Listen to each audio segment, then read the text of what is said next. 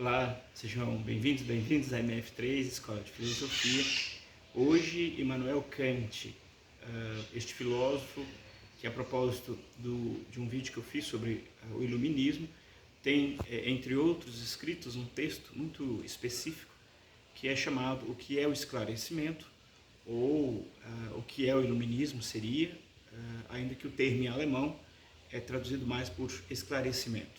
Então, iluminismo e esclarecimento às vezes têm a mesma conotação. É um filósofo da cidade de Königsberg, atual Leningrado, um território russo, que na época do filósofo, por volta de 1730, como referência, era pertencente à Prússia, portanto de cultura alemã. Esse filósofo ele é extremamente importante, vou fazer uma série de vídeos sobre ele, porque ele tem uma contribuição extremamente relevante para a ideia do conhecimento filosófico. Ele escreveu várias obras, no entanto, ele escreveu 3 grandes obras que são muito referências para diversas áreas do conhecimento contemporâneo. Então, áreas como direito, psicologia, sociologia, mesmo alguns campos aí de geografia, física, tudo teria inter-relação com o pensamento dele. Essas 3 obras têm um nome curioso para o público em geral, que se chama Crítica da Razão Pura, Crítica da Razão Prática e Crítica do Juízo. Por crítica aqui não é falar mal, mas por crítica é uma espécie de reflexão e descrição sobre certos temas. E, obviamente, eu vou me dedicar um tempo maior a falar destas obras em outros vídeos. Então, existem várias outras obras deste autor, como, por exemplo, A Metafísica dos Costumes, Paz Perpétua, que são obras muito relevantes para a ideia do direito, por exemplo, entre outras. Mas a Crítica da Razão Pura é uma das mais importantes, porque ela fala sobre o conhecimento.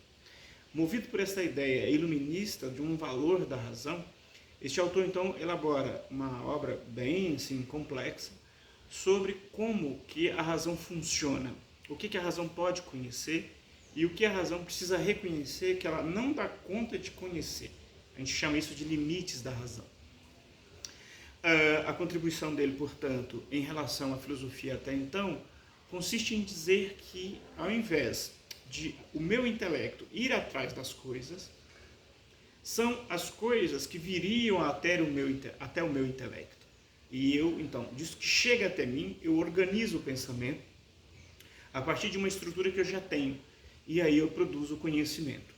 Isso a gente chama que é uma revolução copernicânica, porque Copérnico, como sabemos, inverteu. Diz que quem fazia o giro em torno do Sol era a Terra e não o Sol que se movimentava. Então ele virou a perspectiva da coisa. O que o Kant faz no que se refere ao conhecimento é a mesma coisa.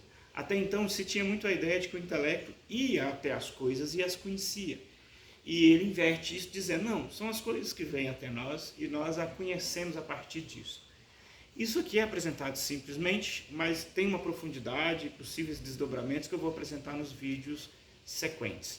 Portanto, Immanuel Kant, um filósofo alemão, de cultura alemã, dentro dessa ideia do iluminismo, dentro dessa ideia de um racionalismo, e que tenta também absorver aquilo que seria do empirismo, que eram 2 correntes anteriores que vinham, digamos assim, produzindo história. Enfim, sobre Immanuel Kant é isto. Muito obrigado por sua atenção e até os próximos vídeos deste filósofo.